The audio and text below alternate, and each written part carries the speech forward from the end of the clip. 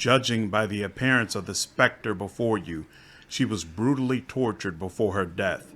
Her hair is coated in blood, her lips are swollen and split by a wide gash, and in her mouth, open in a desperate expression, is a black void where her front teeth should be.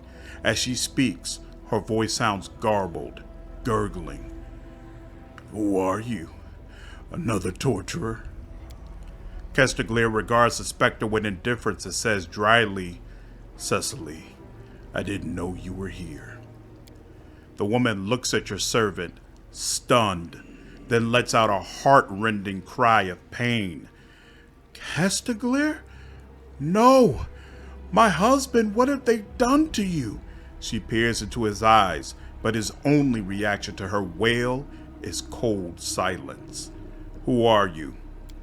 The specter lifts her head, and you can now see a horrible wound. Her throat has been cut open roughly, and blood is pumping out in an endless series of spurts. "My name is Cecily Mantiel. I was a warrior." Her voice comes in fits and starts, as if she's forcing the words through her slit throat with great effort. "Of the burning of the fist. For the glory of our goddess, Serenre, we fought the evil and lost. Our unit, under the command of my beloved, a knight by the name of Castiglier, was ambushed. We broke into the ivory labyrinth, but then went so far in that we couldn't pull back. Castiglier, our brave leader, betrayed us, having fallen under Baphomet's spells.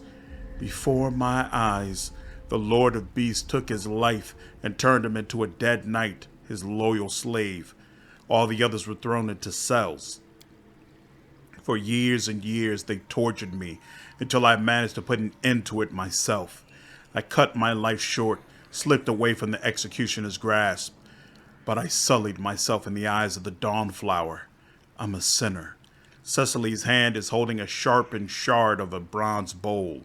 She's clutching it so tightly that the edge has sliced the skin on her palm, cutting deep into the flesh. She casts a look of desperation at Castiglier, but he remains completely impassive. His burning red eyes are surveying the labyrinth's tunnels, from which enemies can emerge at any moment. "You and Castiglier know each other?"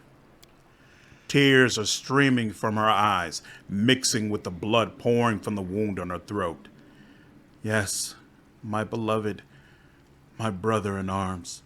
We both ended up in Baphomet's clutches, and I see now that his fate was even crueler than my own. Your beloved doesn't seem happy to see you." Cecily gives you a pained look. "They've mutilated his soul, turned him into a monster. Poor Castiglier. I know what can ease his torment, but I'll need your help. My soul has been stained by suicide, but it still holds a spark of light.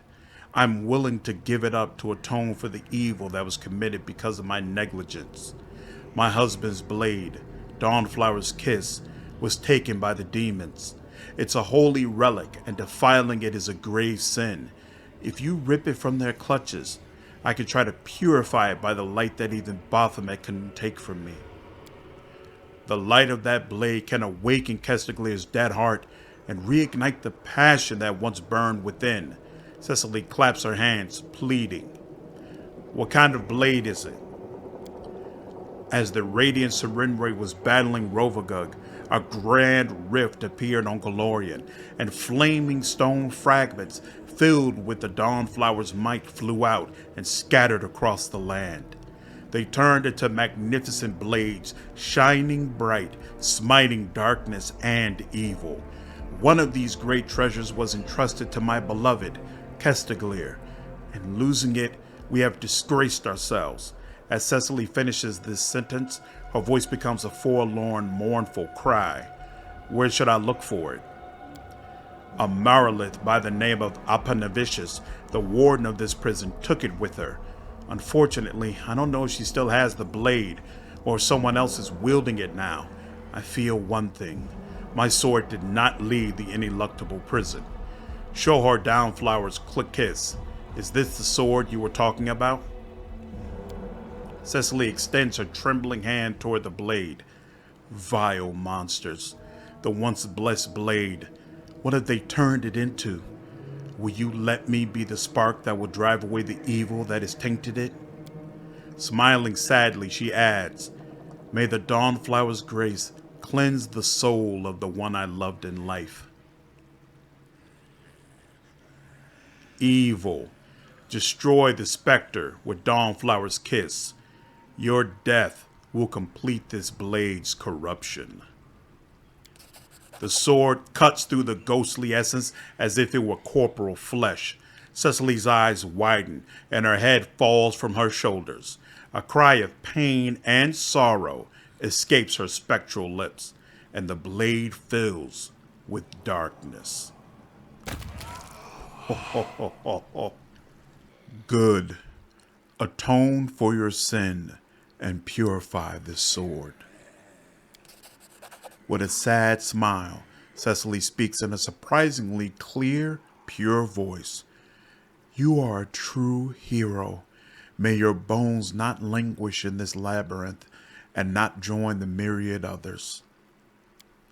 Please, give this sword to my beloved Kestaglir and tell him I've always loved him and mourned him. Kestaglir has lost his normal cold indifference. He leans forward eagerly, and you can hear the emotion in his voice. My lord, will you give me permission to take this sword? Why do you need it? Kestaglir takes a step back, surprised by his own eagerness. My Cicely, she's calling me. Give the Dawnflower's kiss to Kestaglir. You and Cecily should be together. Kestaglir reaches for the sword, but freezes as the ghost of Cecily appears before him. My darling, what have they done to you, to both of us? Your flesh is cold and there is no warmth in your eyes. But we'll fix that. I will heal your poor, suffering heart. Kestaglir's indifferent expression is replaced with one of horror, surprise, and shame. Fire burns in his eyes, and his lips whisper in shock. Cecily. There is a subtle shift in the knight's posture. His movements become smooth and graceful, and the submissive, obedient expression on his withered face changes to a look of profound sadness. I can feel her, my beloved. Are we really together again? Thank you, Commander. You have shown me a mercy I do not deserve. The undead man gives you a heartfelt bow of respect. You've changed, Kestaglir. Even your voice sounds different. The knight is no longer an undead puppet, capable only of unquestioning obedience and willing servitude. His voice is a mixture of wistfulness, pain, and nostalgia. Cecily transformed me. She pulled me from the oblivion and freed me from the magic that bound my will. When she saw who I had become, what I had become, sorrow filled her dead heart. She loved me and did not hesitate for a second to make the ultimate sacrifice for me. My beloved Cecily entered this body and became a part of me. Our souls intertwined and became as one. Now we are together again after all these years. I'm grateful to you, Commander. You, an undead, believe yourself to be a defender of goodness and light? Kestaglir looks up proudly and his voice is like steel. Yes, we are the cursed spawn of darkness. However, that does not mean we have forgotten our oaths and our ideals. We were made into creatures of darkness, but we can choose to fight for the light. Our evil fate can be put to good purpose. We will serve you, Commander, and help you achieve victory over the evil of the Worldwound. Your beloved Cecily, what was she like? Kestaglir's withered lips curve into a gentle smile. You would never have thought the old knight capable of such emotion. She was the kindest, purest soul that I have ever met. Even after death, she did not lose her wonderful compassion. When our souls intertwined, I felt such warmth, invigorating warmth. Do you want me to end your existence right now? The knight gives you a dignified bow.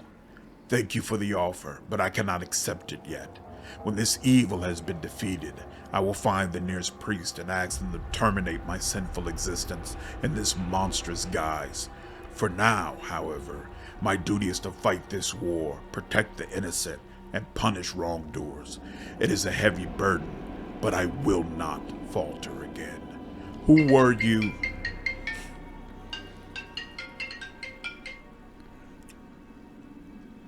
Who were you in life? We were daring champions of light. I was a fearless paladin, the leader of a unit. I always led the charge into battle. My soldiers drew strength from my words, and I drew strength from the words of my beloved Cecily. There was no anger or cruelty in her heart, just infinite total mercy. In her eyes, no one, not even the most despicable villain, was beyond redemption, and she forgave even my worst enemies. Many servants of darkness have fallen to my sword, but many more have been saved by her words. I have to go. The knight nods respectfully. Summon me when you need me.